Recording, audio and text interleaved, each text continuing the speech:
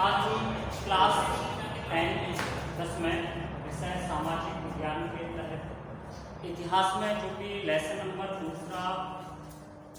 भारत में राष्ट्रवाद उसका जो भाग बचा हुआ था उसको आज हम लेकर के आए हैं। आज आपका लेसन पूरा हो जाएगा, लेसन नंबर 2 आज कंप्लीट हो जाएगा। तो हम आपको बता रहे थे कि सभ्य अवज्ञा आंदोलन के बारे में पिछले वीडियो में हमने आपको बताया था।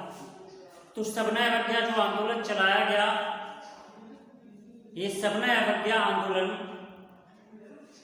विभिन्न प्रकार के वर्गों ने अपने अपने हिसाब से लिया, अर्थात अपने अपने हिसाब से अपने मतलब से ही इस आंदोलन में सम्मिलित हुए या इस आंदोलन को आगे बढ़ाया। तो सबसे पहले देखेंगे संपन्न जो किसान थे, संपन्न किसानों ने किस प्रकार से इस आंदोलन को लिया। तो देखिए, संपन्न जो किसान थे ये लोग व्यापारिक जो फसलें थी उनकी खेती करते थे। खेती करने से उनको अत्यधिक लाभ होता था, लेकिन जब ब्रिटिश सरकार में कई ऐसी नीतियां बनाई गई जिनके तहत भारत में आर्थिक मंदी का आगमन हुआ, आर्थिक मंदी के कारण फसलों के दामों में भारी गिरावट आने लगी।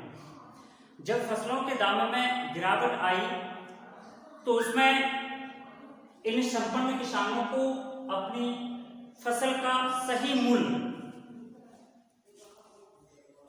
नहीं मिल पा रहा था।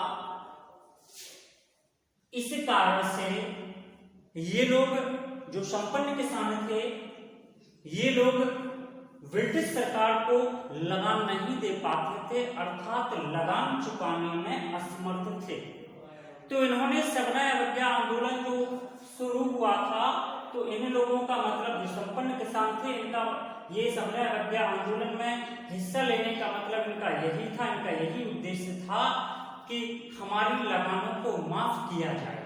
अर्थात सविनय अवज्ञा आंदोलन का इनका अर्थ था, यही था, इनका यही उद्देश्य था सविनय अवज्ञा आंदोलन के माध्यम से कि हमारी लगानों को माफ किया जाए। अब आता है गरीब किसान। जब संपन्न किसानों की हालत आर्थिक स्थिति बहुत गंभीर हो चुकी थी, तो निश्चित है गरीब किसान की आर्थिक स्थिति और दयनीय हो चुकी थी। तो जो गरीब किसान थे, ये गरीब किसान जमींदारों से पट्टे किराए पर लेते थे। पट्टे का मतलब है जमींदारों से कृषि के मतलब कृषि करने योग्य भूमि के टुकड़े किराए पर लेते थे। जब ये किराए पर लेते थे तो 1 साल के लिए इनको किराए पर दिया जाता था। उसके बदले में इन गरीब किसानों को कुछ पैसा जमींदारों को देना होता था। मतलब जो किराया भूमि थी उसका किराया देना पड़ता था। जो 1 साल का किराया था, 1 साल के लिए भूमि दी जाती थी जमींदारों के द्वारा, तो उनका गरीब किसानों को उस भूमि का किराया जमींदारों को देना पड़ता था। लेकिन जब आर्थिक मंदी चल रही थी, अर्थात महंगाई का उस समय मतलब कह सकते हैं फसलों की जो आय प्राप्त होती थी, फसलों की आय के द्वारा इनको बहुत कम पैसा मिलता था। अर्थात हम कह सकते हैं कि जिस भूमि के टुकड़े पर ये खेती करते थे उससे इन्हें बहुत कम आय प्राप्त होने लगी थी। इनकी जो आर्थिक स्थिति थी वो ऐसी हो चुकी थी कि ये जमीन का किराया भी जमींदारों को नहीं दे पाते थे। तो सविनय अवज्ञा आंदोलन में सम्मिलित होने का इनका यही उद्देश्य था कि हम जो किराए पर भूमि लेते हैं या जमीन का टुकड़ा लेते हैं, उनका किराया माफ किया जाए, अर्थात जमींदारों के द्वारा भूमि के टुकड़े का किराया माफ कर दिया जाए। तो इनका यही उद्देश्य सविनय अवज्ञा आंदोलन के लिए होता था। अब महिलाओं पर प्रभाव, सविनय अवज्ञा आंदोलन का महिलाओं पर क्या प्रभाव पड़ा। देखिए, महिलाओं का जो आकर्षण हुआ वो देश के प्रति कब से हुआ, जब गांधी जी ने नमक यात्रा, दांडी यात्रा की थी। तो उस समय जब रास्ते में रुक करके गांधी जी अपने विचारों को जब जनता के सामने रखते थे, अपने उपदेश देते थे चौपाल लगा करके, तो वहां से महिलाएं सबसे अत्यधिक गांधी जी की ओर आकर्षित हुई थी, या कह सकते हैं कि गांधी जी के विचारों की ओर आकर्षित हुई थी, गांधी जी के विचारों से सहमत हो गई थी।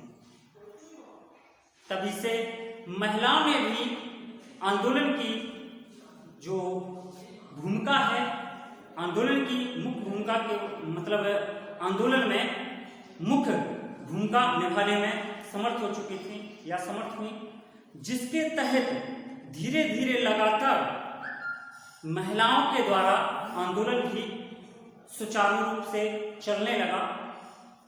गांधी जी ने भी कहा था कि अगर महिलाएं हमारे आंदोलन में सक्रिय रूप से अगर सम्मिलित हों तो निश्चित है इस आंदोलन पर हम जीत हासिल कर सकते हैं।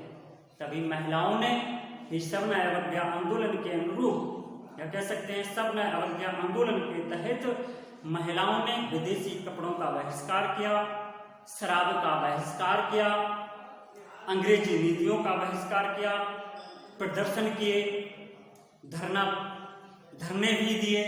ब्रिटिश सरकार का खूब जमकर महिलाओं ने भी विरोध किया और गांधी जी को भी महिलाओं का समर्थन मिला। अब आता है भारत माता की तस्वीर।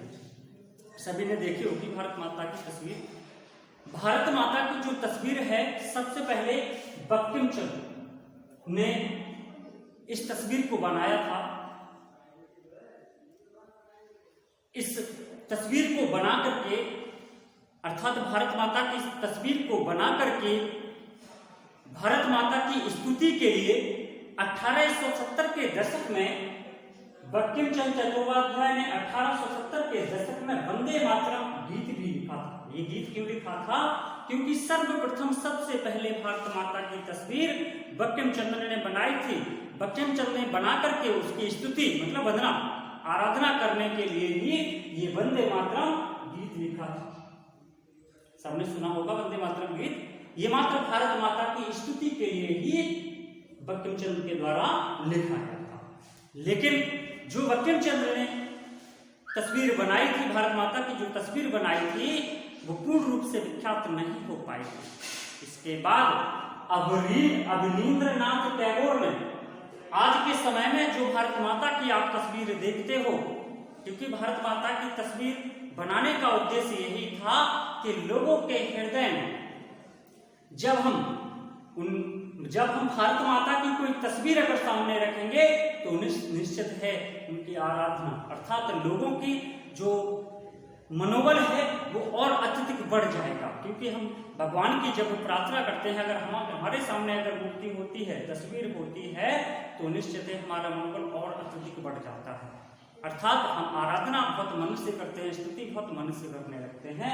तो इसी प्रकार से अवनींद्रनाथ टैगोर ने आज के समय में जो भी विख्यात भारत माता की जो फोटो है या कह सकते हैं तस्वीर है, वो अवनींद्रनाथ टैगोर ने बनाई थी। लेकिन सबसे पहले बनाई थी बंकिम चंद्र। इसके बाद मतलब विख्यात जो रूप दिया था वो दिया था, आज के समय जो भारत माता की तस्वीर आप देखते हैं वो अवनींद्रनाथ टैगोर के द्वारा उस मतलब चित्रित किया गया है। उस तस्वीर को अवनींद्रनाथ टैगोर के द्वारा ही चित्रित किया गया है। बस इतना ही है। आपका लेसन नंबर 2 समाप्त हो गया है। अब अगला लेसन फिर पढ़ेंगे। ठीक है।